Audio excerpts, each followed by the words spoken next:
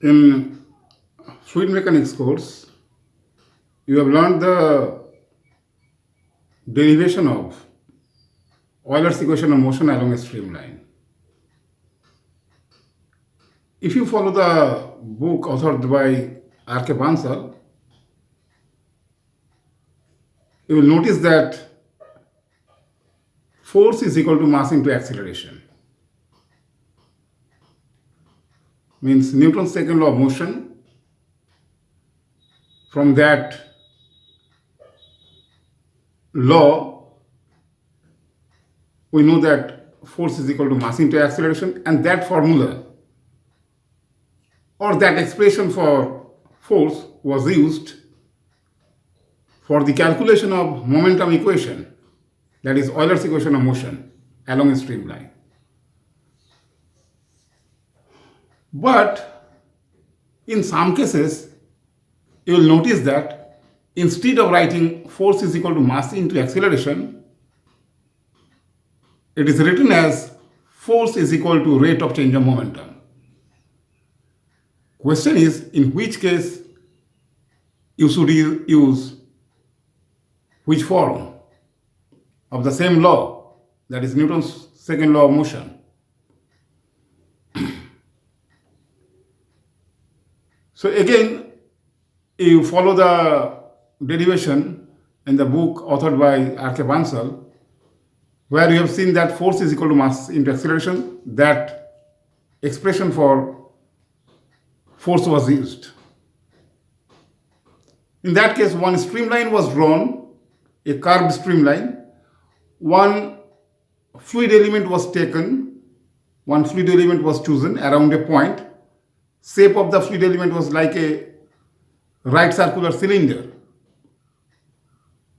And on both the faces, pressure was considered.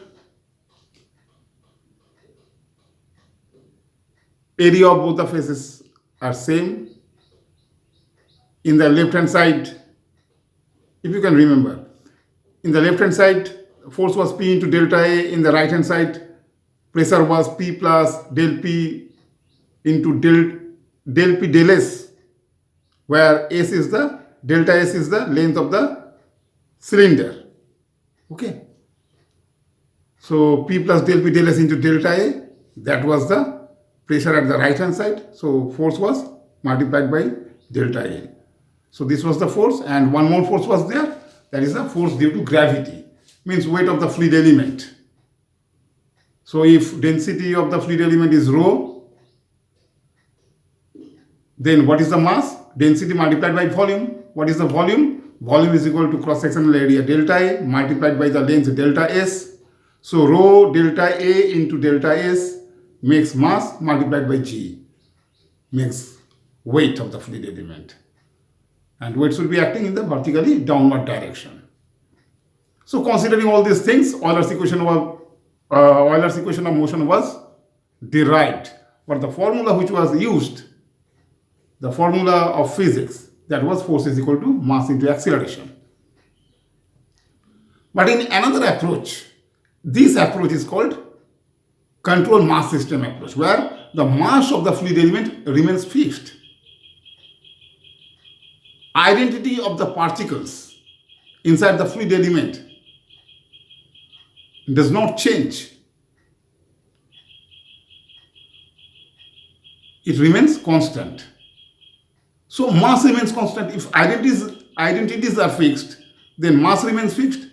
And since mass is fixed, then we can use force equal to mass into acceleration. But in the cases where mass does not remain fixed, in that case you cannot use force is equal to mass into acceleration.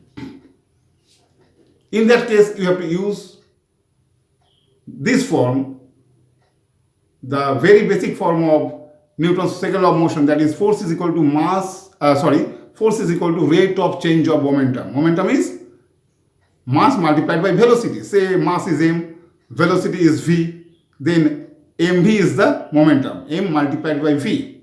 Mass multiplied by velocity, that is the momentum. And rate of change of momentum means time rate of change of momentum. Rate of change of momentum with respect to time, that is d dt of mv, and that is equal to force F. So F is equal to, F is the force, F is equal to d dt of mv.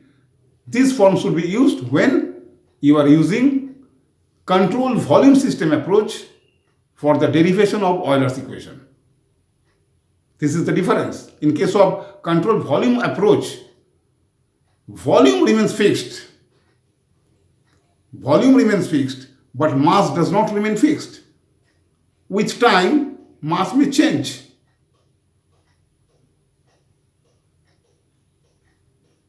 Okay. Since mass may change, so you cannot write force is equal to mass into acceleration. In that case, you have to write force is equal to rate of change of momentum. Now, F is equal to d dt of mv. So this can be written as m into dv dt, m into dv divided by dt plus v, velocity, multiplied by dm dt, means dm by dt. Force is equal to d dt of mv, which is equal to m into dv dt plus v into dm dt. And since mass is changing, so dm dt, that part is not zero.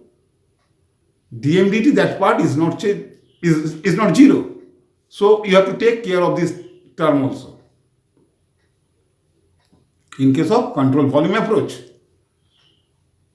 Now this can be simplified to force is equal to mass into acceleration if mass remains fixed. Mass remains constant. If mass remains constant, then the term v dm dt, in the term v dm dt, this becomes zero. Mass remains fixed, so d dt of a constant is zero. So the second part, v dm dt, becomes zero. So what is the remaining part? It is force is equal to m into dv dt, mass into derivative of velocity with respect to time. And dv dt is what? Rate of change of velocity with respect to time, that is nothing but acceleration. Now, this can be replaced by A denoted for acceleration. So it becomes ma, force is equal to ma. So force is equal to mass into acceleration. Okay. This form can only be used where mass remains fixed. If mass does not remain fixed, then you have to go to the very basic form of Newton's second law of motion, which is equal to force is equal to d dt of mv. I think now it is clear to you in which case which form of Newton's second law of motion should be used. Okay. Thank you.